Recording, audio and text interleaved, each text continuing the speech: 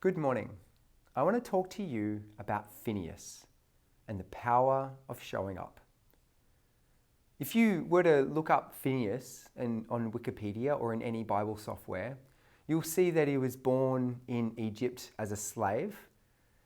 But what he's actually famous for is Numbers chapter 25. So this is where the leaders of Israel are getting caught up in adultery with the women of Midian. And while there is this, you could say, an executive team leader meeting with Moses and Aaron and all of the priests, they're sitting in a prayer service, and the leader of the Simeonite tribe, instead of sitting down and praying with Moses, he's leading his new Midianite girlfriend into his tent. And so Phineas, in his childhood passion, grabs a spear and he spears the man and the woman, and he brings an end to God's wrath. Now, if we look just a few verses later, this is Numbers 25, verses 12 and 13. God says to Moses about Phineas, "Therefore say, behold, I give him my covenant of peace, and it shall be for him and his descendants after him a covenant of perpetual priesthood, because he was jealous for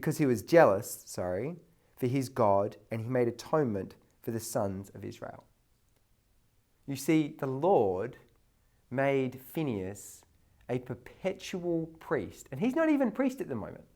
But when he becomes priest, he will be priest for the rest of his life, and his sons will be priests after him. See, this is what Phineas is known for.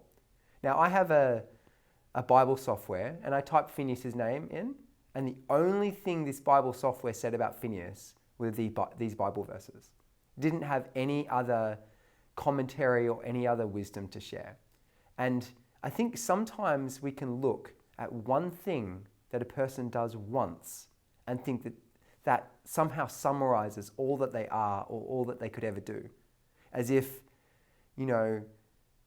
we could look at Phineas going, wow, I wish I had my moment to spear a man. I wish I had my moment to stand up and to be seen and to be heard. I wish I was given an opportunity to prove myself to the Lord.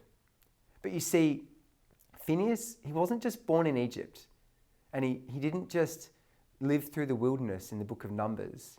He also lived through the time of Joshua, and he lived into the book of Judges. So when you think about the man of Phineas spearing this leader of Israel, that is really the beginning. That is an opportunity for him to live the rest of his life. And I feel like there are people in our church who they look at other people and they say, I wish I had an opportunity. I wish I could do something. I wish I could be seen. And when I say there are people in the church, I feel like I'm one of those people, all right? I'm there with you.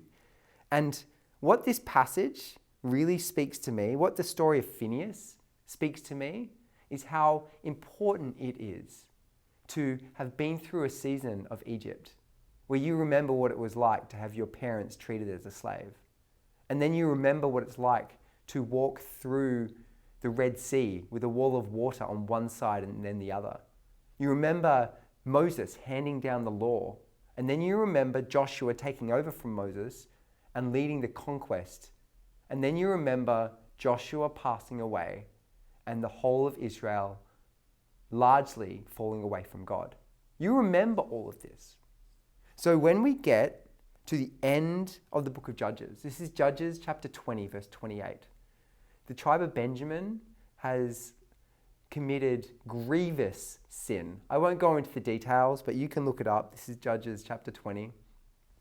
And Phineas, as the high priest, is being consulted about how the attack against Benjamin by all of the other Israelites is going to happen.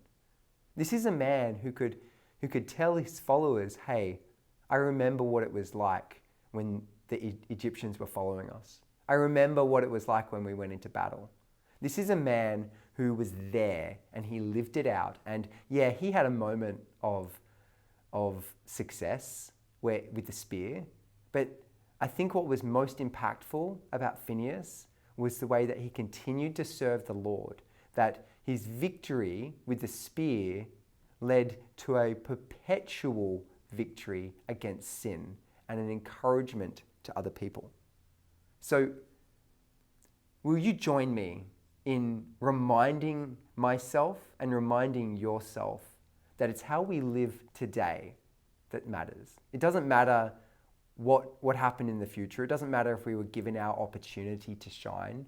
As this year is coming to an end and the new year is started, let's remember what's new in what God has made us to be, so that we can be like Phineas, so that in 20, 30, 40 years' time, we can look back and we say, oh, I remember what that season was like, and I remember how God showed up. Thank you.